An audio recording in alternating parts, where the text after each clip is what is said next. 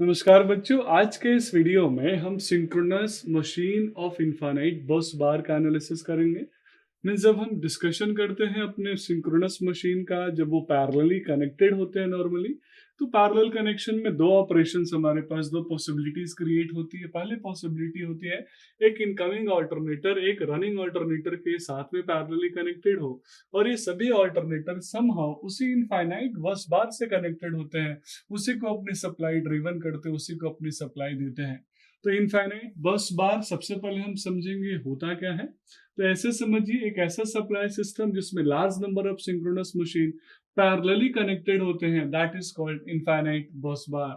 Means आप imagine कीजिए एक बस बार, एक कंडक्टर जिसमें बहुत सारे ऑल्टरनेटर्स पैरेलली कनेक्टेड हो, सप्लाई अपनी ड्रिप दे रहे हो, जो जनरेट कर रहे हो, इलेक्ट्रिसिटी को ट्रांसफर कर रहे हो, that value is called infinite बस बार।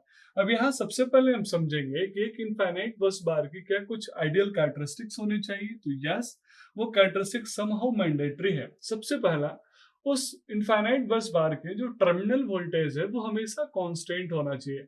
मींस अगर मैं ऑल्टरनेटर के या फिर लोड को सडन चेंज कर रहा हूँ, ऑल्टरनेटर की लोड शेयरिंग को सडन चेंज कर रहा हूँ, तो उस कंडीशन में उसके टर्मिनल वोल्टेज पे कोई इम्पैक्ट नहीं आना चाहिए, क्योंकि इनफाइनाइट जो बस बार है उसकी जो वोल्टेज है कहीं ना कहीं एक स्मॉल रेटिंग के या स्मॉल रेटिंग की इनकमिंग जो भी हमारे पास ऑल्टरनेटर है पैरेलली कनेक्टेड, उसके कंपैरेटिवली काफी हाई है। सिमिलरली फ्रीक्वेंसी रिमेन्स कांस्टेंट, चाहे मैं इनर्शिया, रोटर के इनर्शिया को बढ़ाऊं, अपने इनकमिंग ऑल्टरनेटर के इनर्शिया को बढ़ाऊं घटाऊं, कुछ भी करो, स्पीड को बढ़ाऊं घटाऊं, मेरे इनफाइनाइट बस बार की फ्रीक्वेंसी हमेशा कांस्टेंट होना चाहिए। जैसे इंडियन स्टैंडर्ड अगर मैं 50 हर्ट्ज की बात करूं तो वो 50 हर्ट्ज ही होना चाहिए।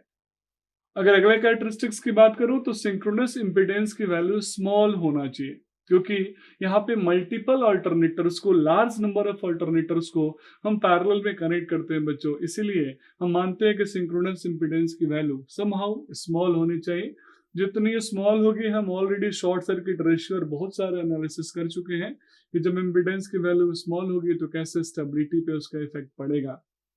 तो बच्चों, जब हम मल्टीपल ऑल्टरनेटर्स को इनफाइनाइट बस बार से कनेक्ट करते हैं तो इनफाइनाइट बस बार के कुछ अपने ऑपरेटिंग कैरेक्टरिस्टिक्स भी होंगे। जैसे कि मैंने बोला कि टर्मिनल वोल्टेज एंड जो फ्रीक्वेंसी होगा जनरेटर का, वो हम कंट्रोल कर सकते हैं आसानी से।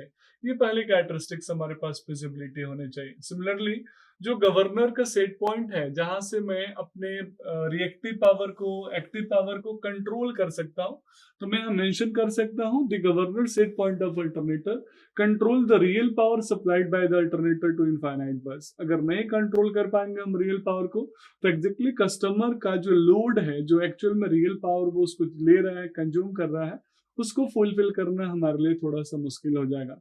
सिमिलरली जो फील्ड करंट है, जिसको हम एक्साइटेशन बोलते हैं, यानी रिएक्टिव पावर को मुझे कंट्रोल करना भी पड़ेगा अगर मैं इनफाइनाइट बस के आइडियल कैरेक्टरिस्टिक्स की बात करूं तो बच्चों, सिंपल सी भाषा में अगर मैं कंक्लूड करूं तो जब हम मल्टीपल अल्टरनेटर्स को पैरेलली कनेक्ट करते हैं तो दैट, वो जो बस बार होता है जिससे हम कनेक्ट करते हैं, दैट इज कॉल्ड इनफाइनाइट बस बार। उसकी अपनी कुछ कैरेक्टरिस्टिक्स है जिसके बारे में हमने डिस्कशन कर लिया, और साथ में इनफाइनाइट बस बार से जब हम मल्टीपल अल्टरनेटर को कनेक्ट करते हैं तो हमें ध्यान रखना होता है कि कैसे उसके वोल्टेज और फ्रिक्वेंसी को हम मॉड्यूलेट ना करें, उसके वैल्यूज को हम कांस्टेंट रखें। That's all about this video.